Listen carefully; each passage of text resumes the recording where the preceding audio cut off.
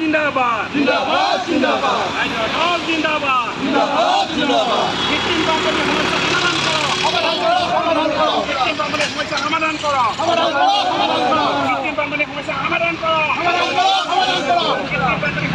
সমাধান কৰক হিমন্ত বিশ্ব শৰ্মা মুৰ্দাবাদ হিমন্ত বিশ্ব শৰ্মা মুৰ্দাবাদ অশোক সিংহাল মুৰ্দাবাদ অশোক সিংহাল মুৰ্দাবাদ গুৱাহাটীৰ কৃত্ৰিম বানপানীৰ সমস্যা সমাধান কৰক গুৱাহাটীৰ কৃত্ৰিম বানপানীৰ সমস্যা সমাধান কৰক অশোক সিংহাল মুৰ্দাবাদ অশোক সিংহাল মুৰ্দাবাদ হিমন্ত বিশ্ব শৰ্মা মুৰ্দাবাদ হিমন্ত বিশ্ব শৰ্মা মুৰ্দাবাদ বিজুলী কলিতা মেধি মুৰ্দাবাদ বিজুলী কলিতা মেধি মুৰ্দাবাদ বিজুলী কলিতা মেধি মুৰ্দাবাদ কৃত্ৰিম বানপানীৰ সমস্যা সমাধান কৰক গুৱাহাটীবাসীক মুক্তি দিয়ক গুৱাহাটীবাসীক কৃত্ৰিম বানপানীৰ সমস্যাৰ পৰা মুক্তি দিয়ক গুৱাহাটীবাসীক শান্তিত জীয়াই থাকিবলৈ দিয়ক গুৱাহাটীবাসীক শান্তিত জীয়াই থাকিবলৈ দিয়ক ৰাইজৰ দল জিন্দাবাদ ৰাইজৰ দল জিন্দাবাদ ৰাইজৰ দল গুৱাহাটী মহানগৰ সমিতি জিন্দাবাদ ৰাইজৰ দল গুৱাহাটী মহানগৰ সমিতি জিন্দাবাদ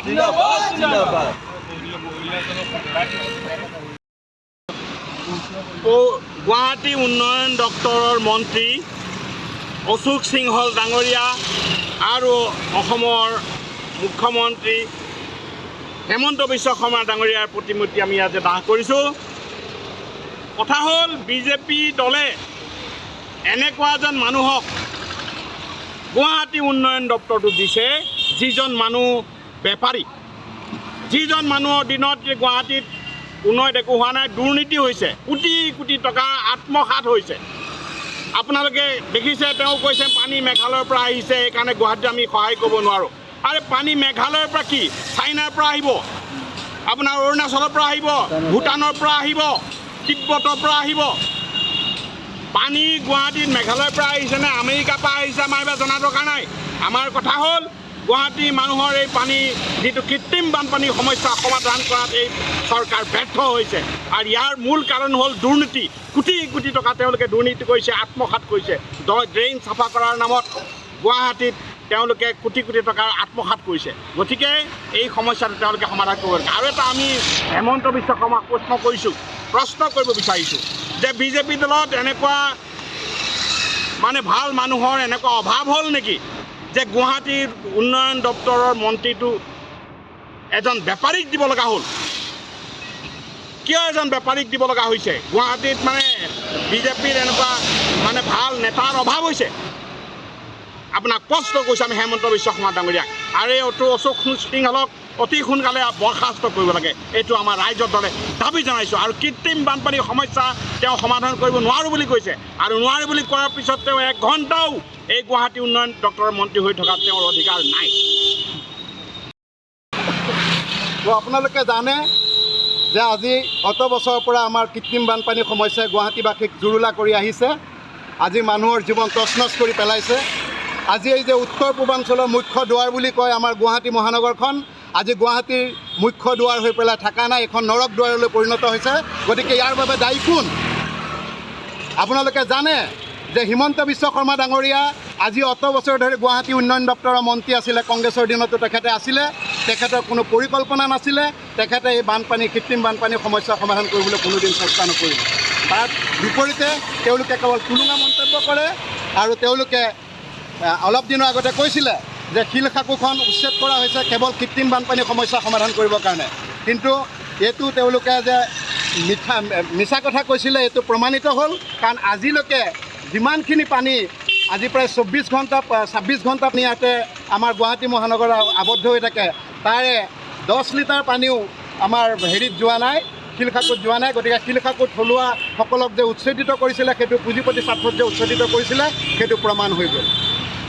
দ্বিতীয়তে আপোনালোকে জানে যে হিমন্ত বিশ্ব শৰ্মা ডাঙৰীয়াই আজি দুদিনৰ আগত প্ৰকাশ কৰিছে, যোৱাকালিও তেখেতে কৈছিলে যে আমাৰ USTM যিখন আমাৰ 9 মাইলত প্ৰতিষ্ঠিত হৈছে, USTMৰ যিখন স্কুল আছে, লগতে আমাৰ দিল্লী পাব্লিক স্কুল যিখন স্কুল আছে তাতে পাহাৰসমূহ কাটাৰ ফলত আমাৰ গোটেই বানপানীটো গুৱাহাটীখনত বেছিকৈ হ'বলৈ লৈছে।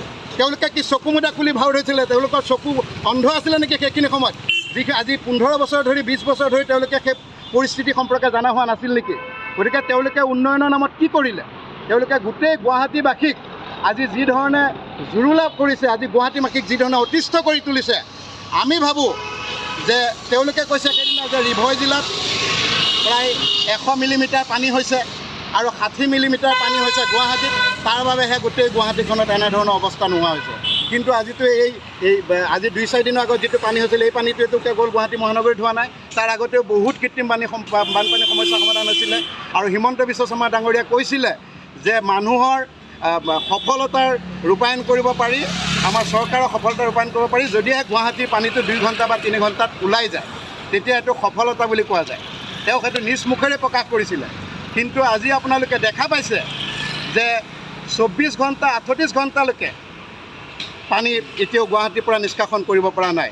গতিকে ইয়াত সম্পূৰ্ণভাৱে তেওঁলোকৰ ব্যৰ্থতা, বিফলতা। গতিকে ইয়াৰ আমি ৰাইজৰ দলৰ গুৱাহাটী মহানগৰ সমিতিয়ে আমি দাবী উত্থাপন কৰিছোঁ, ৰাইজক সকাহ দিব লাগে আৰু জনসাধাৰণক এই দুখৰ পৰা মুক্তি দিব লাগে। আৰু গুৱাহাটীবাসী ৰাইজক আমি বহু অনুৰোধ কৰিছোঁ, যিসকল আমাৰ বৌদ্ধিক সমাজ আছে, বৌদ্ধিক সমাজে যাতে ইয়াৰ প্ৰতিবাদ কৰে, তেওঁলোক যাতে ওলাই আহে, তেওঁলোক যাতে গেলা পানীত উটি বাঢ়ি নুফুৰে, তেওঁলোকে যাতে চৰকাৰৰ এই ব্যৰ্থতা সম্পূৰ্ণ উদঙাই দিয়ে, তেওঁলোকে যাতে প্ৰতিবাদ কৰে, তাৰ বাবেও আমি আহ্বান জনাইছোঁ। লগতে আপোনালোকে জানে যে অশোক সিংঘাল নামৰ যিজন ব্যক্তি, এই ব্যক্তি কেতিয়াও কোনো খিলঞ্জীয়াই ভবা নাছিলে যে এনেকুৱা এজন বেপাৰীক আনি পেলাই আমাক শাসন কৰিবলৈ দিব। তেওঁ এনেকুৱা এজন ধৰণৰ বেপাৰী, তেওঁ যিজনে নিজে এপাৰ্টমেণ্টৰ বা ফ্লেটসমূহ তৈয়াৰী কামত ব্যস্ত থাকে, বিল খালবিলাক সকলো ধৰণৰ দখল কৰি পেলাই তেখেতলোকে কেৱল এপাৰ্টমেণ্ট বহাৰ নিজৰ সুবিধাৰ স্বাৰ্থত, নিজে ধন ঘটাৰ স্বাৰ্থত তেওঁলোকে আটাইবোৰলৈ কাম কৰিছে। গতিকে এনেকুৱা ধৰণৰ যিটো মানসিকতা তেওঁলোকৰ, সাধাৰণ জনগণক যিটো শেষ কৰাৰ যিটো মানসিকতা, পুঁজিপতিৰ স্বাৰ্থৰ কাৰণে যিটো কাম কৰাৰ যিটো মানসিকতা, তাৰ ফলত আজি আমাৰ সাধাৰণ মানুহবিলাকে ভুগিবলগীয়া হৈছে। গতিকে তাৰ আমি উপযুক্ত বিচাৰ কৰিবলৈ আমি ৰাইজক আহ্বান জনাইছোঁ। গতিকে আমি ভাবোঁ ৰাইজে ইয়াৰ প্ৰতিবাদ কৰিব লাগে আৰু এনেকুৱা ধৰণৰ পুঁজিপতি এখন হিংসুক চৰকাৰ বা ৰাইজৰ কাৰণে চিন্তা নকৰা এখন চৰকাৰক যাতে নাশ কৰে, তাৰ বাবে আমি আহ্বান জনাইছোঁ। নমস্কাৰ। আজি গুৱাহাটীত কি পৰিস্থিতি হৈছে আপোনালোকে দেখিছে। লাজ লগা হৈছে গুৱাহাটীত থাকিবৰ কাৰণে, ক'তো ওলাব নোৱাৰা হৈছোঁ। বৰষুণ এজাক দিলেই গোটেই গুৱাহাটী চেচ আৰু এনেকুৱা অৱস্থাত আমি কি বুলি অশোক সিংঘাল মুৰ্দাবাদ, হিমন্ত বিশ্ব শৰ্মা মুৰ্দাবাদ, অশোক সিংঘাল মুৰ্দাবাদ, ৰাইজৰ সমস্যা সমাধান কৰিবই লাগিব। আমি কি বুলি তেওঁক সন্মান দিম? সন্মান দিয়া কাম কৰিলে সন্মান, খালি হিন্দু মুছলমান কৰি জীয়াই আছে। হিন্দু মুছলমান কৰি, হিন্দু বাংলাদেশী কৰিয়ে তেওঁ ভোটকেইটা লৈ আছে আমাৰ মানে মানুহৰ পৰা, এই ৰাইজসকলৰ পৰা। যিসকল ৰাইজে নাজানে তেওঁৰ গতি, সেই তেওঁলোকৰ পৰাই হিন্দু মুছলমান কৰি লুটি আছে ভোট আৰু তেওঁলোককো মাধৰ মাৰি দি আছে।